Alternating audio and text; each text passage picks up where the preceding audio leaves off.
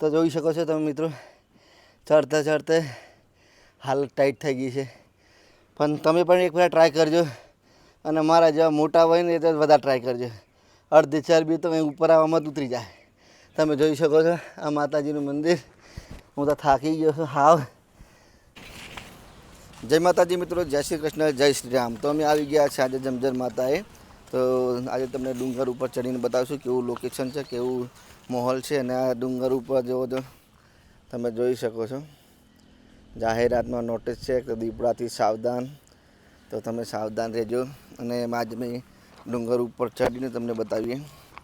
અત્યારે અમે ડુંગર ઉપર ચડવા ગયા છીએ. અત્યારે વરસાદનો મોસમ છે તો તમે જોઈ શકો છો સીડીઓ થોડી પથ્થરની જ છે.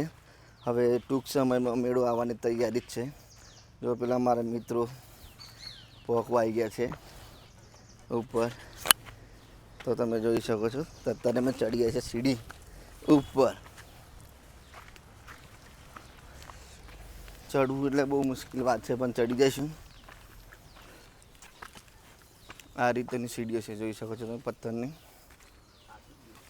એટલે વરસાદમાં તમે ચડવા તો ધ્યાનથી ચડવાનું, જેમ કે મુસીબત કંઈ નથી આવતી.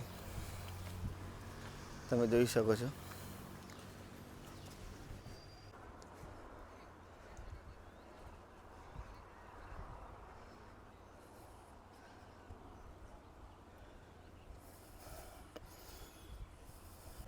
તમે મિત્રો જોઈ શકો છો અમે અધ વચ્ચે પહોંચી ગયા છે. અને અહીંયા લાઇટની સુવિધા પણ કરી છે ઉપર, તમે જોઈ શકો છો. તો જો મિત્રો કેટલું દૂર ચડી ગયા અમે, આ જોઈ શકો છો. આ રીતે પગથિયા છે ડુંગર ઉપર. વરસાદમાં થોડા ખરાબ થઈ ગયા છે, તમે જોઈ શકો છો. પણ અમે ધીરે ધીરે ચડવું પડે એવું છે. પગથિયામાં તમે પણ કોઈ દિવસ આવો દર્શન કરવા તો થોડું ઉપર ચડવાનું ધ્યાનથી, કેમ કે વરસાદમાં પગથિયા પણ ધોવાઈ ગયા છે. જોઈ શકો છો તો તમે જોઈ લેજો આ વિડીયો. આટલા દૂર આવી ગયા છે, હજુ બાકી છે થોડું ઉપર જવાનું. તમે જોઈ શકો છો. એટલે ઉપર ચડો તો બહુ ધ્યાનથી ચડજો, કેમ કે ઉપર ચડવાનો બહુ ખતરો છે. ધીરે ધીરે ધીરે ધીરે કરીને ચડવું પડે છે. અને મારા જેવા થોડા મોટા હોય તો ચડવું બહુ મુશ્કેલ છે.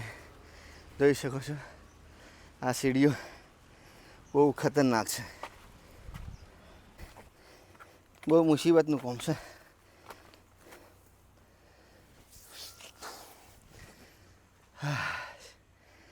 સીતારામ.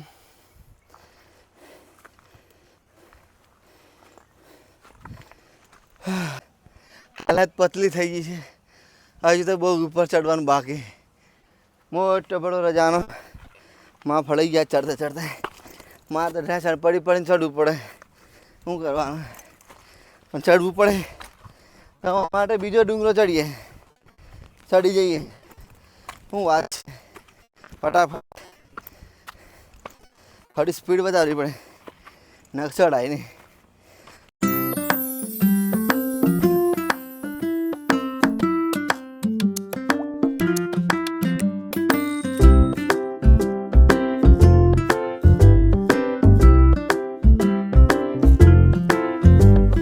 हम रात है नहीं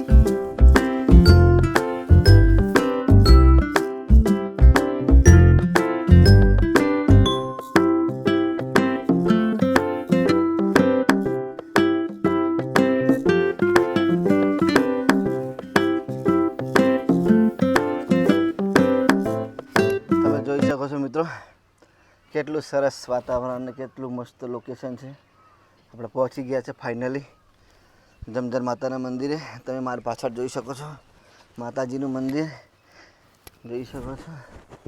તમે નહીં જોયા હોય તો આ ઉપર માતાજીની ધજા ફરકે તમે જોઈ શકો છો. લંબુ મોટું વાતાવરણ છે, જોઈ શકો છો. નેચારું વાતાવરણ, લોકેશન કેટલું સરસ છે જોઈ શકો છો તમે મિત્રો. ફાઇનલી ગાઈસ મહેનત કરી પણ મહેનતનું ફળ પણ મળશે.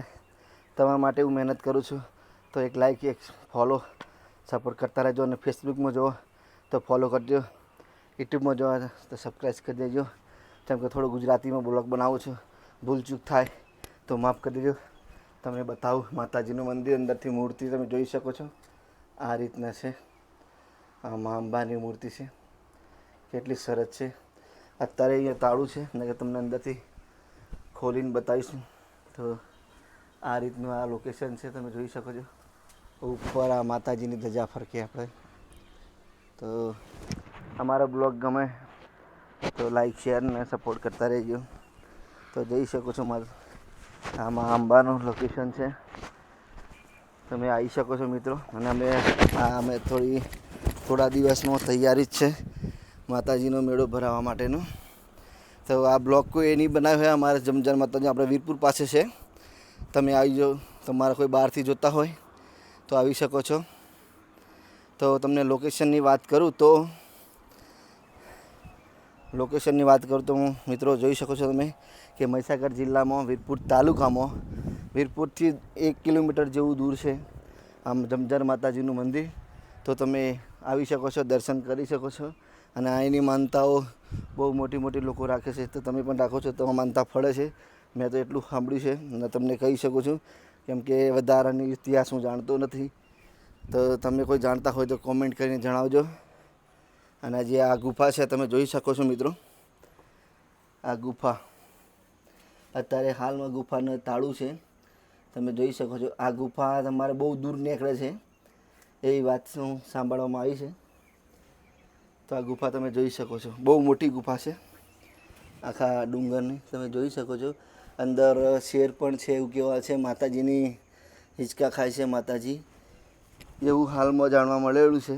તો તમને જણાવી શકું, તમે જોઈ શકો છો. અને આ લોકેશન જુઓ કેટલું સરસ છે, એકદમ શાનદાર લોકેશન છે. ઉપર જ આપણે જવાનું બાકી છે, તમે જોઈ શકો છો. આપણે આટલા પહોંચી ગયા છે, હજુ તો અમારા સ્ટાફ પહોંચી ગયો છે ઉપર રીલ શૂટ કરવા માટે. તો તમે જોઈ શકો છો આ રીતે છે.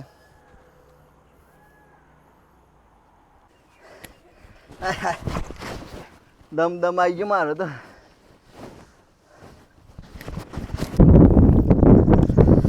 ફાઇનલી મિત્રો આપણે ઉપર ડુંગર ઉપર પહોંચી ગયા છે. જોઈ શકો છો ઉપરનું લોકેશન, ચારે બાજુથી તમે કેટલું છે રડિયામણું, તમે જોઈ શકો છો લોકેશન. આપણા માતાજીની ધજા પણ જોઈ શકો છો તમે. અને અત્યારે અહીંયા બધા પથ્થરના જે ઢેર જોવો છો તમે, તો જેને જેટલું મોટું ઘર બનાવવું હોય ને એટલા માલના પથ્થર ઊભા કરવા પડે. તો તમે જોઈ શકો છો આ જે પેલે માનતા રાખી છે એને પથ્થર બગા છે. 1 2 3 4 5 માળનું બનાવવાનું છે મકાન. એટલા માટે મિત્રો અહીંયા આગળ દૂધિયું તળાવ કહેવામાં આવે છે, તમે એ પણ બતાવું. દૂધિયું તળાવ જે હંમેશા માટે ભરાય છે, પણ અત્યારે તો છે નહીં પાણી.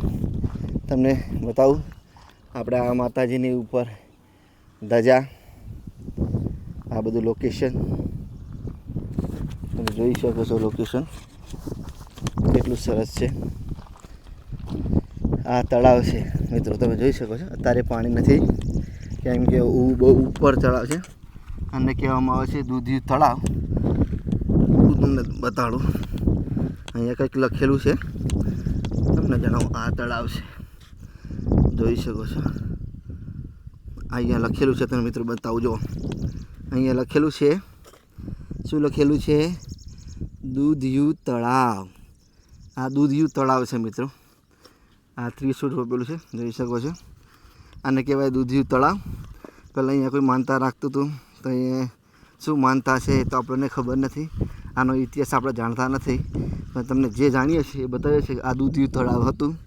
અત્યારે પાણી પણ નથી, પણ વરસાદ આવે તો પાણી ભરાઈ જાય, એટલે એને કહેવામાં આવે છે દૂધિયું તળાવ. તમે આ જોઈ શકો છો દૂધિયું તળાવ.